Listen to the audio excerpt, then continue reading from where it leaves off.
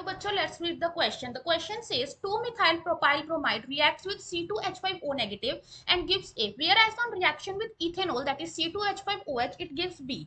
The mechanism followed in these reactions and the product A and B respectively are: A option is SN2 and A is isobutyl ethyl ether SN1, B is equal to tert butyl ethyl ether. Option B is SN1, A is equal to tert butyl ethyl ether, and SN1 is B is equal to 2-butyl ethyl ether.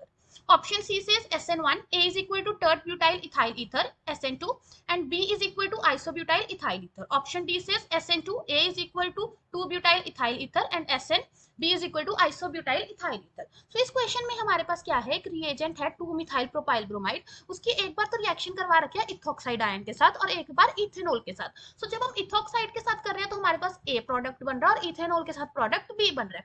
हमें बताना है इन दोनों reaction में कौन से type का substitution mechanism follow हो रहा है और उस केस में हमारे पास प्रोडक्ट क्या बन रहा है. सो इसके लिए हम पहले की कंसेप्ट देख लेते हैं. सो अगर हमारे पास रिएजेंट क्या है, 2-मिथाइल प्रोपाइल ब्रोमाइड. सो हमारे पास 2 पोजीशन पे क्या है, मीथाइल.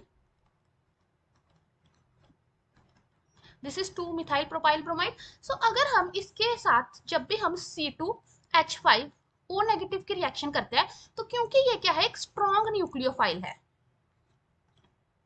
ठीक है, तो इस केस में हमारे पास एक SN2 टाइप ऑफ मैकेनिज्म क्या होता है, फॉलो होता है, क्योंकि स्ट्रॉन्ग न्यूक्लियोफाइल है. और जब हम इसकी रिएक्शन करवाते हैं C2H5OH के साथ तो ये क्या है, तो वीक न्यूक्लियोफाइल है.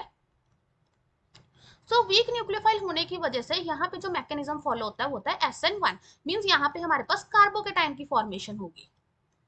सो अब हम दोनों रिएक्शंस के, हमें मैकेनिज्म तो पता लग गई SN2 और SN1. अब इनके हम प्रोडक्ट बना लेते हैं. सबसे पहले हमारे पास CH3 CH2Br, इसके ऊपर अटैक होगा C2H5O नेगेटिव. सो क्या होगा, साइमल्टेनियसली अटैक होगा न्यूक्लियोफाइल और बैक साइड से लीविंग ग्रुप लीव कर जाएगा. तो क्या होगा, CH3 CH CH3 CH2O C2H5. सो इससे भी हमारा ऑप्शन आंसर हो रहा है क्योंकि हमारे पास ऑप्शन ए इससे करेक्ट बन रहा है. फर्स्ट में SN2 मैकेनिज्म फॉलो हो रहा है, सेकंड में SN1, और इसमें प्रोडक्ट क्या बन रहा है, आइसोब्यूटाइल. देखो आइसोब्यूटाइल ग्रुप है और हमारे पास इथाइल ईथर बन रहा है. लेकिन हम एक बार दूसरे भी देख लेते हैं, ऑप्शन 2 भी देख लेते हैं. सो ऑप्शन 2 क्या कह रहा है, हमारे पास जो रिएक्शन 2 है CH3 CH CH3 CH2Br, इसकी रिएक्शन करवाएंगे C2H5OH के साथ. तो इसमें सबसे पहले हमारे पास क्या बनेगा, carbocation.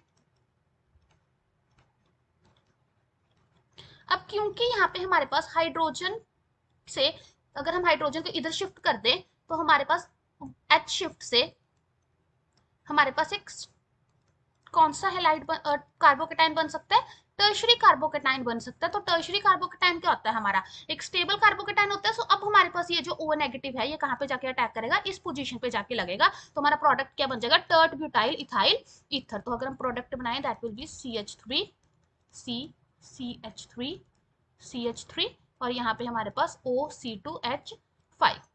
So correct option is option number A. Hope you find the answer. Best of luck.